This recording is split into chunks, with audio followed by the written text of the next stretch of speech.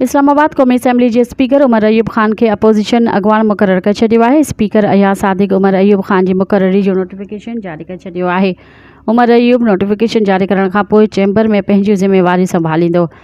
Speaker office में opposition अॻवान जे लाइ स्क्रूटनी जो अमल मुकमल कयो वियो आहे। अपोज़िशन अॻवान उमर अयूब चयो त PTI पानी ऐं क़यादत जो थोराइतो आहियां। क़ौमी असैम्बली जे स्पीकर घुरायो ऐं असांजी मौजूदगी में स्क्रूटनी कई वई। मुक़ररी खां अॻु क़ौमी असैम्बली जे स्पीकर सरदार अयाज़ सादिक़ सां अपोज़िशन जे मेंबरनि बैरिस्टर गौहर अली ख़ान, उमर अयूब ऐं मलक मोहम्मद आमिर डोगर जी मुलाक़ात थी, जंहिं में मुख़ालिफ़ धिर जे अॻवान जी नामज़दगीअ जे हवाले सां ॻाल्हियूं कयूं वयूं। मज़ीद ख़बरनि ऐं तफ़सीलात लाइ विज़िट कयो असांजी वेबसाइट www.awamiNewsHD.com ऐं ॾिसंदा रहो अवामी न्यूज़ HD।